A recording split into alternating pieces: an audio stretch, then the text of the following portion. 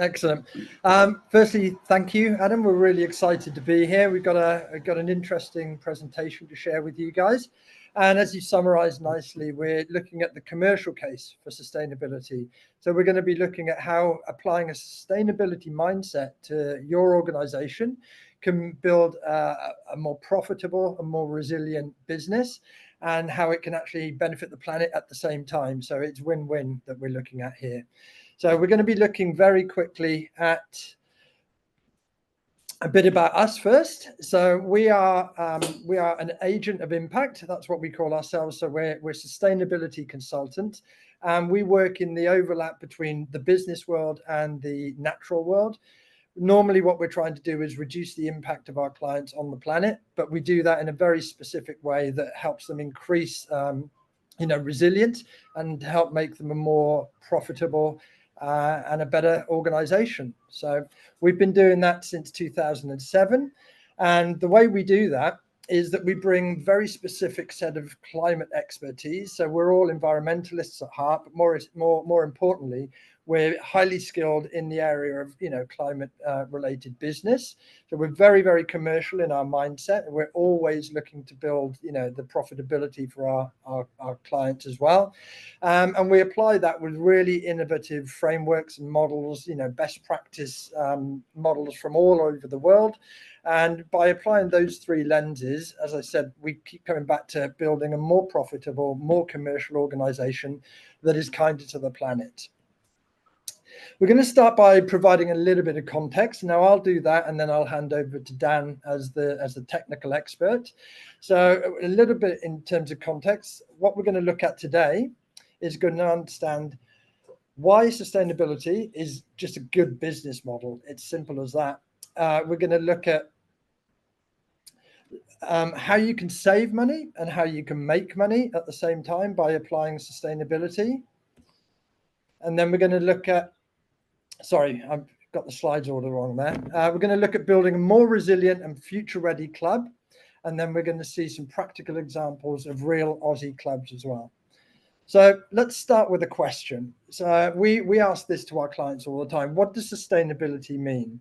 And time and again, we keep coming back to the same answers. Everybody thinks it's about, saving trees, and it's about, recycling, and it's about, avoiding plastic and things like that. And they're all absolutely relevant. They're all absolutely important. But sustainability is far broader than that. So what we're going to do is start with a definition of sustainability itself. Now, according to the Cambridge Dictionary, sustainability is to cause or allow something to continue for a period of time, to keep something alive. So in a very real sense, sustainability is about survival. And when we put it in the context of, sports clubs, it's literally about making sure that you guys are around for the foreseeable future. Now, in terms of business, it's very much about controlling risk. And risk comes in lots of different formats. There's financial risk, which is the risk of profitability and making sure that you can keep the doors open over the long term. There's social risk, where your members and your stakeholders have changing viewpoints and changing expectations. There's the very real threat of environmental risk, which is bushfires and flooding and things like that can impact the ongoing viability of a sports club. And then there's the changing political and legal landscape, where legislation is changing and your reporting requirements are changing. So sustainability is about controlling those risks, understanding them, and addressing it for the future. We look at that in terms of the 4 Ps of impact. We put a lens over that looks at profit. We look at planet, people, and purpose. And the way we see it is, if you apply those 4 lenses and overlap them, then you have a really sustainable mindset that gears you up for commercial success and social success, and just basically being a more resilient organization. So it's also a lever for commercial performance. And, and we'll keep coming back to this theme, because good sustainability practice quite often makes you a more profitable business. And it does that by, number one, growing your revenue. And we'll talk about how you can do that, some of the strategies to building the bottom line. But it also very often can help you cut costs. Sustainable business models literally make you more efficient. They're more resource efficient, and they just make you think about things in a more efficient way. Some of the levers that we like to pull in terms of commercial sustainability involve, growing the right parts of the business and pulling back on other things. So, a sustainable mindset can help you reduce your exposure to risk. It prepares you for compliance demands, and it absolutely reduces your cost bases. At the same time, it can make you, help you grow that bottom line by increasing your revenue. It can help supplement brand loyalty, so your members and your stakeholders associate you with the right causes and the right attitudes, and it can certainly help with the employee engagement. Time and again we see that businesses that engage their employees in sustainable practice really see an uptick in kind of like commitment and things like that. So now we talk about resilience a lot. Now, what does resilient mean? It's basically mitigating risk, essentially. So we talk about a combination of environmental and social and economic factors that are affecting Aussie clubs right now. And it's tough out there. And when all of these things combine, it becomes an existential threat. So some case points here. 1 in 4 Aussie clubs in the last couple of years has considered closing. Now that's just terrible news for Australian sports. 1 in 2 has stated that a top cause for this is the cost of living crisis, and 68% of them have increased running costs. Now, these are existential threats, as I said. Combine that with the fact that 27% of Aussie clubs are seeing declining youth numbers. This is a real problem for how you guys can keep going over the long term. There's also very much a real climate change threat coming on board. And we see that, you don't have to be involved in sports. You can see this all over the news. Bushfire smoke disrupting cricket matches and extreme heat really affecting the guys in the Australian Open. And then, if you're a parent who hasn't had sports games, cancelled because of flooding in grounds and things like that, it's very real. Why do we think that Aussie sports clubs should be addressing that now? Well, obviously there's, the immediate threats of that we've already kind of touched on, but there's new legislation and increasing expectations coming on clubs. So you should be already thinking about things like heat and sun protection policies. Air quality guidelines are coming in left, right, and center. There's extreme weather and event management things that you guys should be thinking about. Neighbours is specifically about green buildings. Now, there's guidance on that, and increasingly there will be compliance, so you will have to start thinking about that. And then, of course, for the bigger clubs, mandatory climate reporting is on the horizon. So there's a very, very, very strict framework about what you have to report on and by when.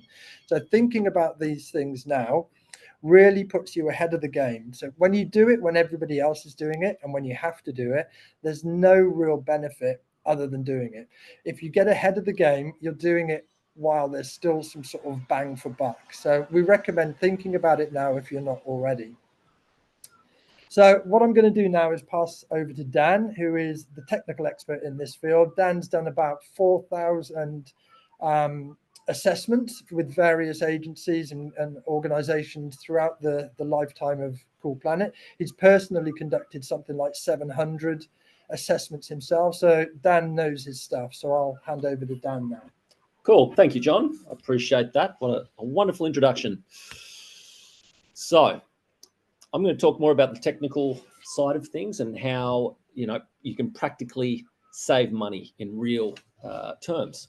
So you don't have to make an investment to make savings. There are low-hanging fruits you can do as a club. But if you invest in sustainability, you see bigger savings quicker. It is quite clear sometimes. There's very easy, quick wins you can have when you invest and are aware of the right places to invest. And remember, there's a lot of grants and finance availability for sustainability initiatives. The federal government and state government in particular, they are, like to be very supportive of sporting clubs. It looks good for them. It's a good part of the community and big base, and sustainability as well. So those two things coming together to be able to help sporting clubs be more sustainable and more profitable is a big area for them. So energy efficiency is really one of the let's say the most obvious area where you can save money and reduce your environmental impact. Electricity costs are significant. I mean, they're significant at home, and they're also significant for businesses, and particularly sporting clubs where, there are a lot of fridges and freezers. There's, lights. It is often, one of the biggest costs that a sporting club will have. And it's also, because it is so expensive, one of the easiest places to save money. So here's just a few different examples of what you can do. Some are more of an investment and long-term. We'll go through some quicker wins later. Solar and batteries seems obvious, and most clubs have got solar now. It's, a very clear benefit to saving money for clubs. Batteries now, there's federal government programs in place, primarily for residential properties, but there are federal ones coming on board. Batteries with those incentives now make a lot more sense, while previously they probably didn't. That's more early adopters. But definitely, if your club doesn't have solar, it's nearly always one of the top things you can do to make some money back quickly.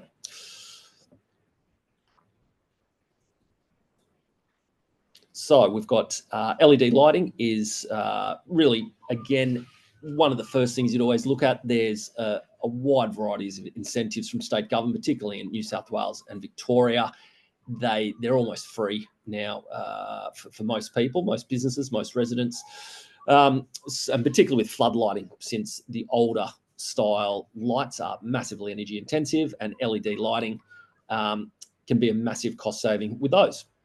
Motion sensors and lighting timers in less used areas, so car parks and bathrooms, they're not massively expensive. It can, greatly reduce lighting costs over time. Smart thermostats, timers, the positioning fridges and freezers, often, drinks fridges in particular, can be turned off at night, so they're not running 24/7. If you're paying for peak electricity at certain times, and the club isn't open, then definitely having them turned down or turned off at those times makes a lot of sense. And where they're positioned, if they're in sun or they're, in warm rooms, they work harder. So it seems like basic stuff, but some of these little things can add up if you've got a number of fridges and freezers. We've got here thermal performance. So thermal performance is really how well the building envelope retains heat and stops that transfer of heat and coldness through the building. So, if you heat the building, does it stay warm effectively? If you're cooling it in summer, does it stay cold? Because if windows are open and doors are open and there's poor thermal performance, then the heating systems and cooling systems are going to work significantly harder. So it seems obvious, but you'd be surprised how many places are just running air conditioners all the time because of poor thermal performance. So draft proofing is in the thermal performance and energy efficiency area is one of the cheapest and easiest things to do. Just making sure there's not gaps under doors and windows so that there's hot air or cold air escaping all the time. Curtains and blinds, again, straightforward.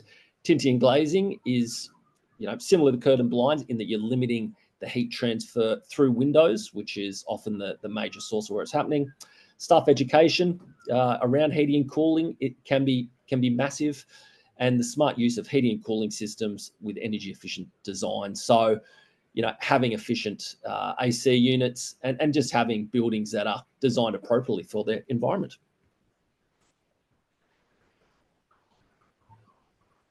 And the last one there is gas use as well, which, primarily down in the southern states, but it's now being phased out with new buildings, residential, and it's being phased out in commercial connections as well.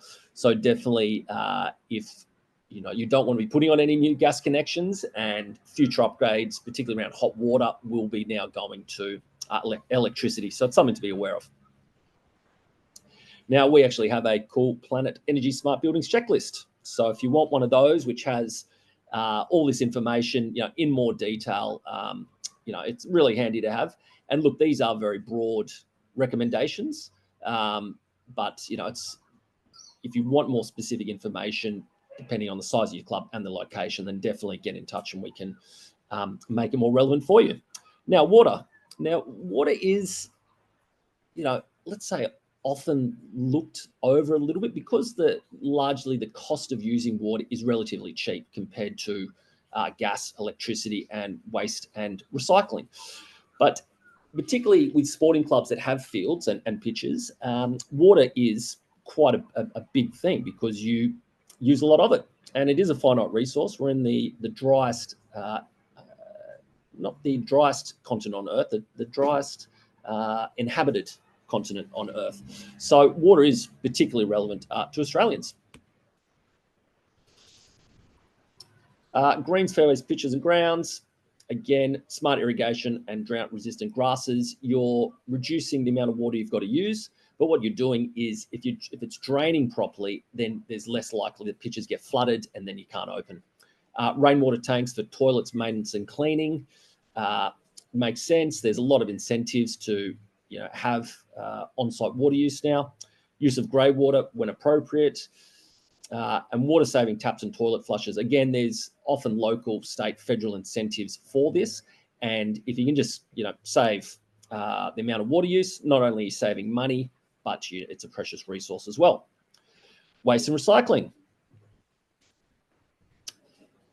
The main thing to understand with waste and recycling is that the system is designed that landfill waste that's going straight to the tip is more expensive to get rid of. There's waste levies in every state and territory now, I believe. And so what that means, it's structured to make it substantially more expensive to get rid of landfill than it is for recycling, composting. And that's done to increase recycling for businesses and people. And so what you want to do to save money when it comes to waste is the more you can recycle, the more you can compost, the more you can divert for landfill, the cheaper it'll be. So here are some of the obvious sort of broad recommendations we can give to clubs. Now, this one, I think most clubs would be aware of this. The return and earn scheme, it's got different names in different jurisdictions, but you get 10 cents for bottles, cans, etc. And so this is, quite common. I see it in quite a lot of clubs that the kids get on board, parents, families, the community gets on board, and it's a great revenue earner.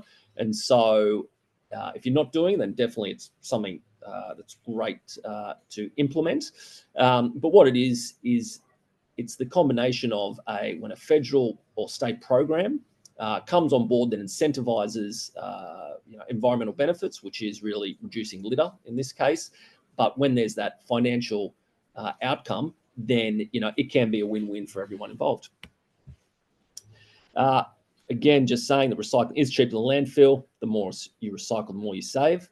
Clearly signed and coloured bins in right locations makes a massive difference because there's really two categories of where you put your bins. You can have bins internally for staff. So if you've got a canteen or offices, those bins, are only being used by staff. And so it becomes a lot easier to manage. But if you've got public bins, then there can be a lot of cross-contamination, a lot of littering. And so it's really important that to have the right color-coded bins, to have the right signage, and putting them in the right locations can just make a massive difference to your overall recycling rates and contamination rates. Compare waste companies. There's a big difference. There's a lot of emphasis on people, evaluating their electricity companies, and there is massive difference. And it's the same with waste companies. That it is a very competitive field, and they're very happy to undercut each other. There's rarely set prices for businesses. They, have different prices for different locations, different size of businesses. So definitely, if you think you're getting charged a bit too much with your waste company, definitely shop around. At the very least, if you've got competitive quotes, you can go back to your current supplier. They will often match that and reduce your costs. So that's probably number one. If you want to reduce costs, do it that way. Composting food scraps will reduce costs. Again, you're diverting from landfill. It's a big source of methane, carbon dioxide in landfill, so it's great to get it out. It's becoming mandatory for larger clubs next year, and it is. This is for New South Wales, and it is scaling up in that regard. So by 2030, any business that is selling food, producing food, has food waste that has more than 2 landfill bins will have to be composting by 2030. So it's coming, and to be ahead of the curve is always good. So this is really the cost of goods and circular economy as well. So saving on your cost of goods improves your margins, and it can drive sustainability improvements. So this sort of feeds in to waste and recycling as well, and reducing your costs. If you don't have to buy single-use packaging, and you don't have to pay to get rid of it as well. So whatever you can reuse, and circular economy, is going to be better. Takeaway coffee cups is often the big one. You can't recycle them currently. Even compostable ones aren't allowed to be composted or recyclable. And I know it is hard when you're selling them, but to go to, have incentives for reusable cups, to be, lending them out, offering them, it saves you money on buying them, and it saves you money to get rid of them. And so if you can make that work and get the community on board, it's an easy win. And the same there with those other areas. Do you need to be handing out straws, in colour? There are ways around it. And now there's, strict single-use plastic laws in place. And food, if you've got a canteen or you're selling food, preparing food, if you're throwing food in the bin, then it's, immediate loss of money. So the way that you're ordering, the way that you're storing, the way that you're serving it and preparing it are all really important ways to be able to reduce what can be quite a substantial cost to a business. So being aware of that and reducing losses there is a great way to save money. Here's just a quick case study of a golf club that we worked down the New South Wales Victorian border, Rich River. So these were, it's a 36-hole golf course, but we were brought in to develop a pretty robust sustainability strategy. So they're setting net zero targets. There's waste and recycling targets, substantial energy use. So we're looking at solar panels and batteries. And through the New South Wales Net Zero grant, we received a $30,000 grant to help implement and develop those measures. So there's plenty of incentives out there, regardless of your size. Making money with sustainability. So really the most obvious way that you make money is by reducing those utilities. So reducing electricity, waste, water costs. But there are a lot, not necessarily less tangible, but there's a lot of other ways that sustainability helps make the club money. You can attract new members and sponsors. Corporate sponsors want to be aligned with good news stories. It builds brand loyalty and brings the community together. So if you're more sustainable, it's easy to get more sponsors. Everyone, it makes sense to a lot of people. And so if you're not doing it and other clubs are around you, that's not great. So really, the 3 R's: relevance, reputation, and risk. You don't want to be left behind, don't want to be accused of greenwashing. So reputation is really critical. You want to have sponsors on board. They don't want to be seen as a risk if you're not identifying it.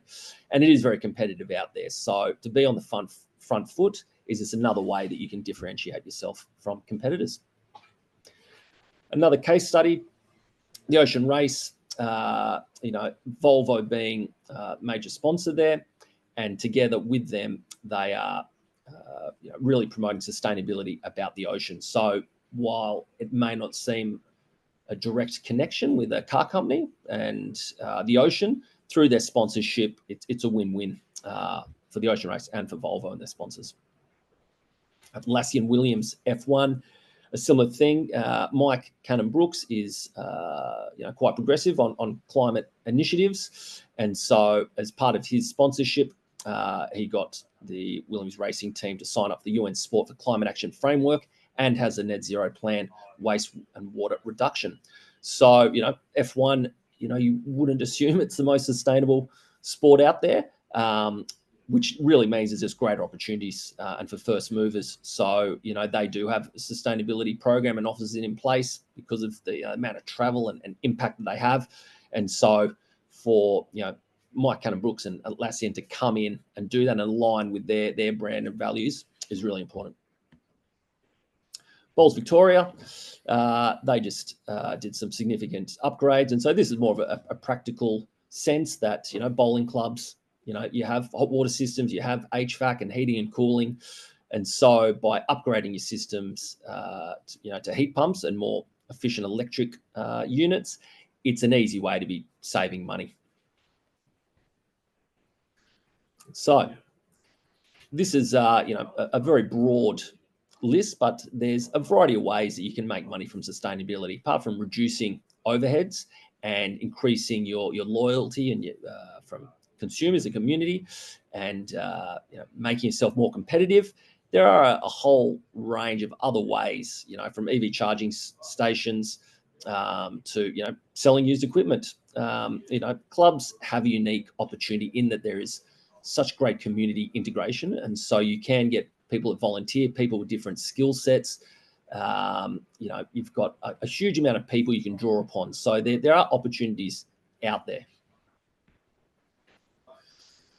And so here are just some of the other revenue sources. So definitely solar is the big one we talked about before. LED lights is a no-brainer. These are heavily subsidised by the government.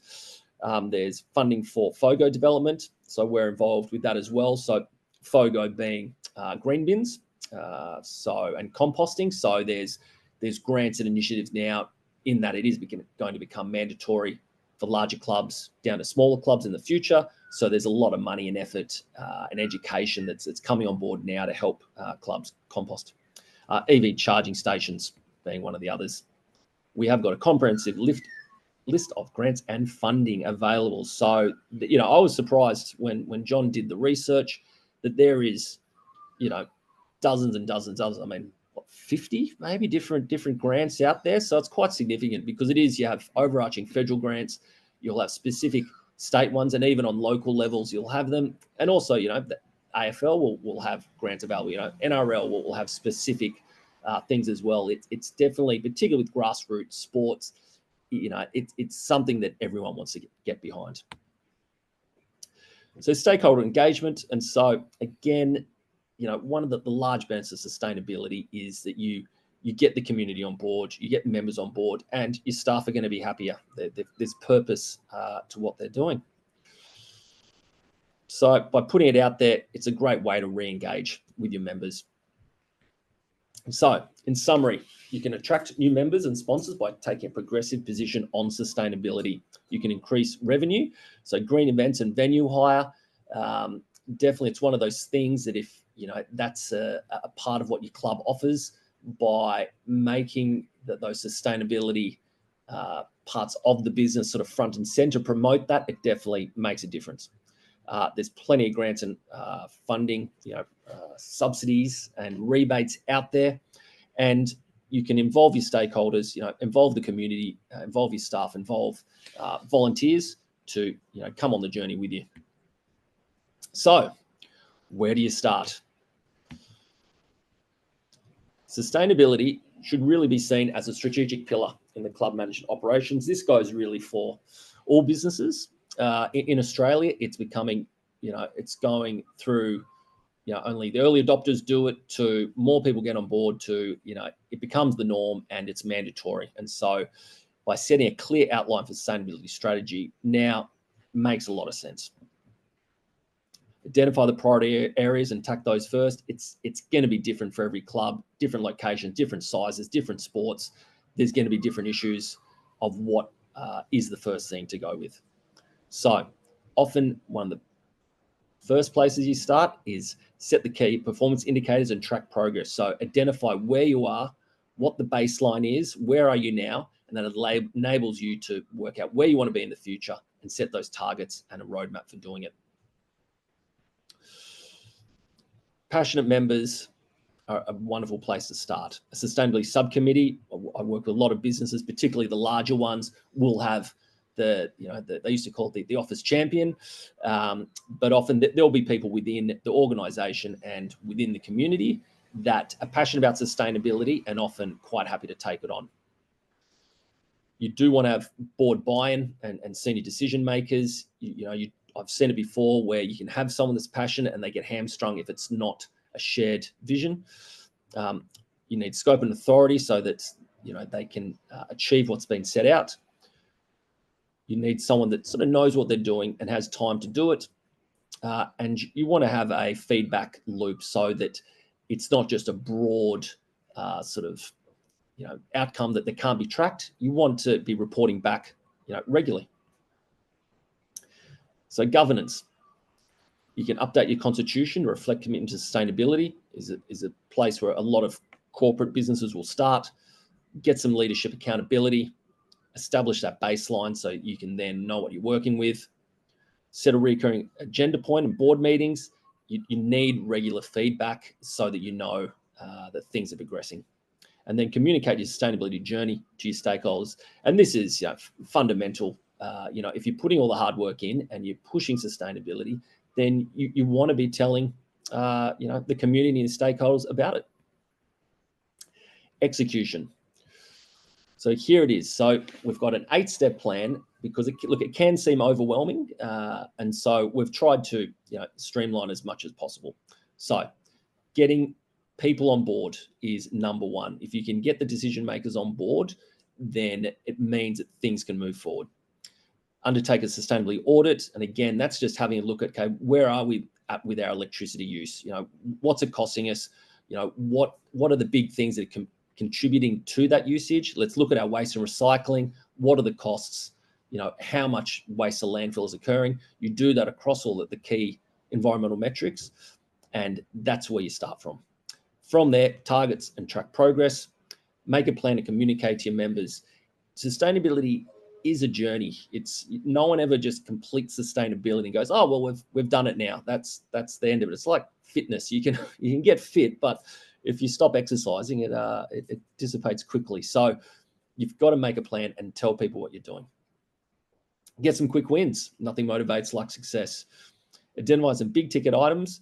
There generally is a hierarchy of what you can do immediately for the biggest bang and biggest buck, so that the low-hanging fruit, it might be that, look, we're just going to educate staff about turning off the lights at the end of the night when everyone leaves. It can be that simple, but then there'll be bigger items as well, like, okay, let's replace the sports lighting. Let's put on solar panels. It'll cost a lot more money, but have bigger benefits down the track. So at least start small and have that strategy in place so that you can do the big things later on. And make sure you look at the grants and finance stuff out there. You don't want to be spending your own money if the government's going to help you do it. And make sure to get the community involved. So here's just a really quick wins checklist. It's going to be very broad, as is the case. Really you need to, look at a more granular level at your club to know what the priorities are, because some of these things, a lot of these things, I'd imagine most people do. Most clubs I go to, you have dual flush toilets and you have, efficient urinals, which wasn't the case. You look 15 years ago, things do move quickly. So, definitely where you start is you get generally professionals or consultants like us on board, and you do that initial assessment so you can identify what things are relevant and what things should be prioritized. So what's the one sustainability initiative you could start this month? It's always just a good question to ask, and it's going to be different for everyone. But, if you haven't started on the journey, you don't know, then, now's the time to start it. And, if you have started that journey and you do know what can be done, then, this is to inspire you. And that's me. And really, I'm going to open it up to back to John and Adam, and we can have some question and answers. And thank you very much. Oh, perfect. That was I'll give you a big virtual round of applause there. I love sitting in, listening to the both of you and the journey you've been on and the experience you bring from the grassroots all the way through to the elite, and shaping those decision-making from infrastructure to operations to education. It just shows that there's a starting point for everyone within the industry and network to dip their foot or toe into the water and actually make those actionable changes, noting that budgets are a challenge, but we've got solutions with grants. So really, really privileged for you to share that encompassing, and hopefully it gives some inspiration that there is hope out there. There is a place to start. There are checklists, and there's a way to move forward no matter who your organization is and your position. So Thank you both, Dan and John, for that. That was incredibly insightful and really rewarding to listen to. So thank you. We've got a few people on the call, so we're happy to field any questions. But always good for the host to engage in some questions and answers to get the ball rolling. Whilst you consider those elements, if you got any specific to your organisation or specific to the local club that you're involved with. John and Dan have a wealth of experience, so put on those thinking caps if you've got a question or two, and we'll go from there. But we just wanted to know, typically we have members that community sporting clubs through to state sporting organisations, through to national sporting organisations, to use those as an example. So we can do a lot of action with the stakeholders we deal with, but if you're just talking to a local sporting club, and maybe the Bridge River is a good example to use as a golfing context, where are the common things that people start? Is it understanding their current state of play? Is it going through a bit of a workshop? Do you want to just talk through the processes that have been kind of helpful in taking organisations or clubs on the journey to get those really good outcomes and impacts, if that's just something you're happy to share? Yeah, look, absolutely. And you're right. Look, it does really, depend on the size of the organisation. It does make a big difference. But let's say it's like a golf club size, then really, doing an on-site visit, I will go there. I will speak to the relevant people. If there's a sustainability subcommittee, I might have just a specific point of contact. Understanding, what the motivation is. Why you're doing this. What are the outcomes? Is there a specific focus on, look, waste and recycling is the thing we want. Energy efficiency, is it carbon emissions? Are we looking at everything holistically? Is really important, and that motivation. So are you spending money? Are you doing it, because you got to save money? Is it mandatory? Is it competitive? So understanding what the motivations are, and then what the priorities are for the client is really critical, so that what I'm doing lines up with expectations. So once I've got a good idea of that, I then do a walkthrough of the whole premises. So I'll do an energy assessment there, so I can quantify what renewable energy is there. Can look at all the heating, cooling, fridges, appliances, all those sort of things. So I'll get an idea of seasonal fluctuations, bills, costs, so I can get my head around, okay, if you've got high costs, why is this the case? Is it going to be upgrading equipment? Is this going to be a behavioural change, staff education piece? And I'll do the same with the waste and recycling and water. That can all be done on site.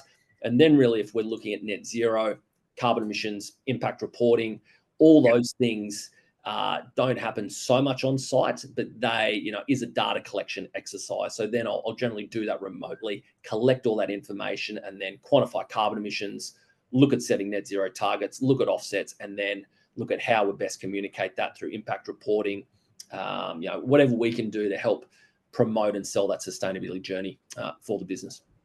No, I love that. And I think the walk around and being actually on the ground and seeing the appliances and the challenges and how organisations are operating. And one thing that comes to mind is there's a lot of state sporting organisations or sporting groups that share offices, particularly in regional areas of Australia and New South Wales and Queensland and Victoria and across the board there. And it's one in which there's a lot of efficiencies that can work with 5, 10, 15 organisations that are all sharing the one premises, but they've got office space. So there can be a real collegiate approach of onboarding whole organizations and communities to go on this journey together. So I love that you guys are out there in the field, and it's not just all behind the screen, and you actually get out there and make that meaningful change. So I really appreciate you sharing that insight, because it's incredibly valuable being on the ground for these changes.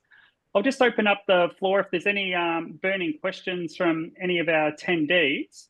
But otherwise, we still have plenty of opportunity. We're going to cut this presentation up. We're going to provide a link and downloadables and a call to action to go directly to the Cool Planet team, so you can engage with them directly and understand the resources they have at hand.